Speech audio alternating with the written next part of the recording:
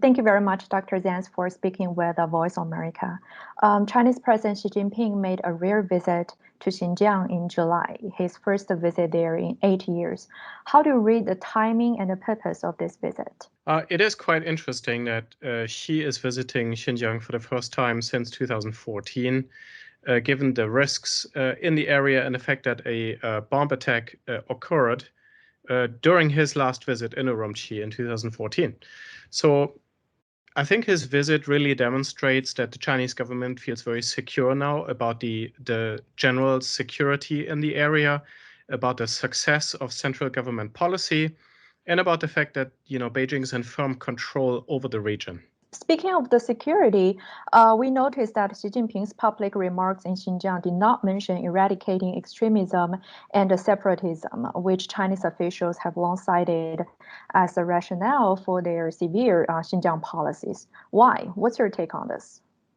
My take is that, as Xi himself also remarked in 2020 at the third Xinjiang Work Conference, that Xinjiang has made great progress or success in regards to the central government's attempt to eradicate extremism. Of course, this did occur through brutal re-educational brainwashing.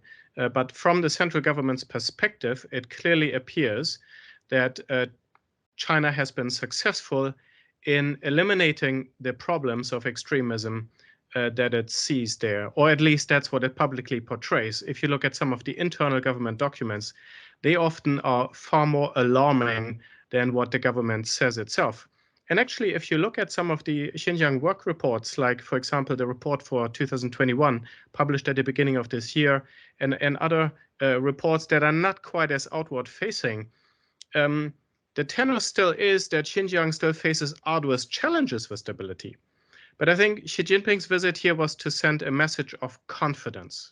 According to the Xinjiang police files, it was during and after the 2014 visit that Xi Jinping laid the groundwork for the crackdown, the mass detention, surveillance, and other controversial Xinjiang policies. Do you expect any new policy or policy change after his 2022 visit? I think this policy change has already taken place. We can see that under Chen Quanguo, Xinjiang was implementing a very intensified campaign-style mobilizational approach, mass mobilization for mass internment, mass mobilization into labor transfers, etc. Everything was high-powered. It was police state style, ultimately quite unsustainable. Now, an internal Chinese academic report called the Nankai Report said that the internment camps were a effective and necessary short-term measure, but that the long-term measure is development and labor transfer and poverty alleviation. I think we are seeing this shift, which I analyzed in my publication from June this year. We are seeing that under Ma Xingrui and under the new, the 14th five-year plan for the region, there's now a focus on sustainability, on long-term development, away from this highly mobilizational campaign style a way of governing and policy making to a more institutionalized, a normalization of coercive labor, of coercive poverty alleviation, and of securitization, including people locked up in prisons still for a long time. You once wrote the preemptive internment of large numbers of ordinary citizens can be explained as a devolution into political paranoia that promotes exaggerated threat perceptions. Would you please elaborate on this? What do you mean by political paranoia? Political paranoia is a concept that has long been developed by scholars of mass atrocity, scholars of genocide, people, academics who have studied the likes of Mao, of Stalin, of Pol Pot, of Idi Amin, of Hitler, of other regimes that implemented mass atrocities. And it was clear how a paranoid mindset that exaggerates an existing threat, but very limited threat, exaggerates it to an extent of justifying the preemptive internment or oppression or even destruction of an ethnic group that's framed as a threat. In the case of the Uyghurs, yes, Uyghurs have perpetrated acts of violent resistance. They have committed knife attacks, even attacks we could call terrorism to an extent, small minorities, of course. So this threat is construed as this incredible threat emanating from the entire ethnic group, where every Uyghur has the potential to somehow become this monster in their minds and take a knife and kill somebody. And so then in the mind of the central government and the government, you have to take them and preemptively put them in camps to make sure that they don't become dangerous because they're already untrustworthy. And so the dynamics of political paranoia explain how a regime can suddenly shift into a mode of mass internment, of mass oppression, in order to satisfy its own fears, basically. What's the cause of this kind of mindset? Is there any kind of deep reasons behind it? Well, it is likely a need for control. Autocracies typically feel a need to control a situation. And if you have an entire ethnic group that you feel you can't control them and they're not trustworthy, that's how this develops very quickly. You have kind of this, of course, these kind of dictatorships already produce their own internal paranoia. I mean, if you look at Putin and how he surrounds himself with the security services and trusts nobody, or Stalin before him, or others, all have their own security services layers, so prevent any opposition. There's no trust in these systems, and these systems breed paranoia. Given the paranoia of Chinese government, is international pressure working in terms of forcing them to change their behavior in Xinjiang? International pressure adds a significant and important long-term cost to the equation. So I think it's not possible to say international pressure is the one thing that's going to somehow change everything, especially not now, since much of it has already happened now in Xinjiang. But international pressure creates a long-term cost variable that adds to the equation that can make a difference if it comes on top of domestic challenges. And it looks like China is facing domestic challenges, economic challenges, and that could make a difference in the medium to long term. In June, the Uyghur Forced Labor Prevention Act went into effect in the U.S., barring products from Xinjiang unless companies can prove that forced labor was not involved. How would you evaluate this law? Well, this law directly was based on and follows my recommendation from my research paper and testimony at the CSCC Commission, the hearing in October 2019. And so I basically argued in my work and my testimony that that the US government needed to assume that goods from Xinjiang are tainted with forced labor because we have two large systems of forced labor coexisting and operating. And so I'm very pleased that finally, with a long delay, but still better late than never, the UFPLA was enacted and is in force.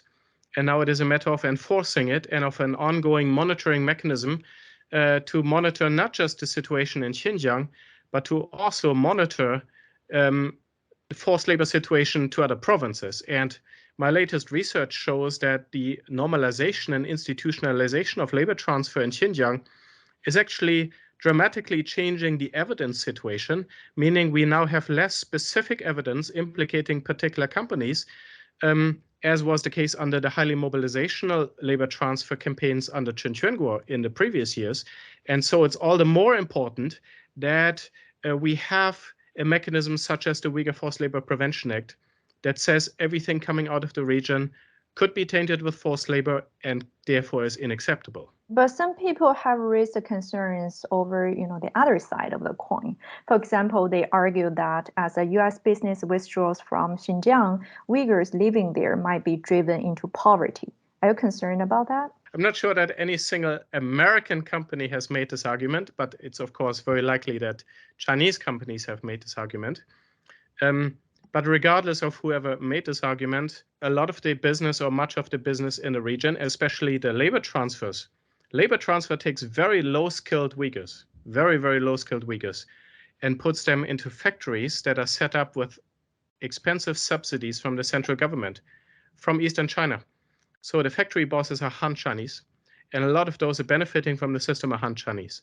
So those whose profits are getting impacted, not dramatically because many of them can still sell domestically, those whose profit margins are impacted are almost overwhelmingly Han Chinese business owners. The effect on the Uyghurs would be marginal. And if Uyghurs are hit, those would be the wealthy Uyghurs. The poor Uyghurs will not be affected. Another concern would be how to fulfill the climate change commitment of the U.S. with the Uyghur Forced Labor Prevention Act. Because with the help of forced labor, China has been the dominant supplier of the raw materials used in solar panels and electric vehicles' batteries. So the enforcement of the Uyghur Forced Labor Prevention Act means the U.S. has to, rebuild the whole supply chains of these industries, which might drag down the transition to new energy.